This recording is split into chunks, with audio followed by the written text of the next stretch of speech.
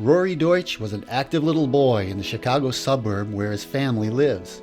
He loved playing sports. He could easily make his friends laugh with his infectious humor.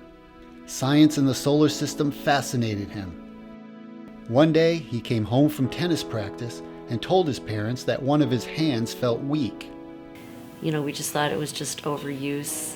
Didn't really think much of it, but 2 days later, the following Monday, we were playing on my computer and he wasn't able to push or manipulate the buttons on the mouse. Ross and Mindy took Rory to the Children's Hospital of Chicago, where he had a CAT scan, then an MRI. During those 2 days, Rory's condition rapidly deteriorated. And that's when they read the results immediately and they told us the words, "Your son has a brain tumor and a very, very bad one." Because of the tumor's location on the brainstem, surgery wasn't an option. Rory was put on an aggressive regimen of chemotherapy and radiation. During this time, Ross got an unexpected phone call from Duke men's basketball coach Mike Krzyzewski, who knew Ross from an adult basketball camp they both had attended several years earlier. Coach K wanted to put Ross and Mindy in touch with Duke's preeminent brain tumor specialist, Henry Friedman. We didn't want to hear what he was telling us because it spoke to the grim prognosis. Friedman told them that, at the time, Chicago was doing all that could be done for Rory, and it didn't make sense to uproot him to Durham.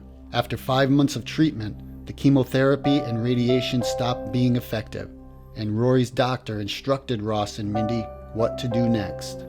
take him home, keep him comfortable. Rory died on July 22, 1998. He was 7 years old.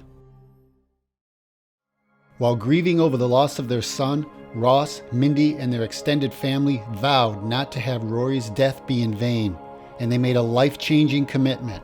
We're going to start a foundation in Rory's name so that no parents will ever have to hear those words, that your son has a brain tumor and a very, very bad one. And God willing, we will resolve this type of a tumor and we'll go on to something else.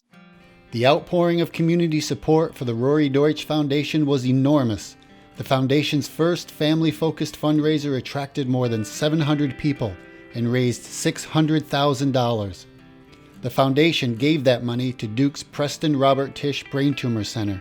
And we just felt then, and feel even more so now, that it is without question the #1 research institution on the planet.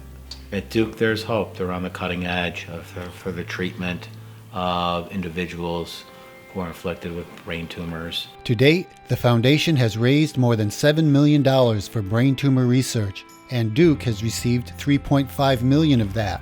The gifts have established a fully funded university professorship and the Rory David Deutsch Memorial Endowment Fund that has enabled Duke's Brain Tumor Center to hire Dr. Oren Becker, a national pediatric brain tumor expert who focuses on brainstem gliomas like Rory's.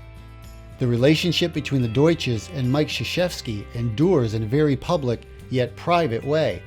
At a fundraiser in Chicago several years ago when the foundation was just beginning, Coach K spoke to a group of 300 foundation supporters, and in a move of solidarity for the fight against brain tumors, he said he would always wear the foundation's lapel pin with Rory's picture on it. And that only the people that were in that room that night would know that we were all on this team together. Every time Duke is on TV and they show Coach, There's the pin. I get the chills. Rory's legacy lives on, not only through the foundation that bears his name and the hope it inspires for a cure, but in his hometown where Rory's elementary school honors him every year with a fundraiser. Rory's legacy to his parents and family are the memories of an energetic and brave little boy who always seemed to put others first.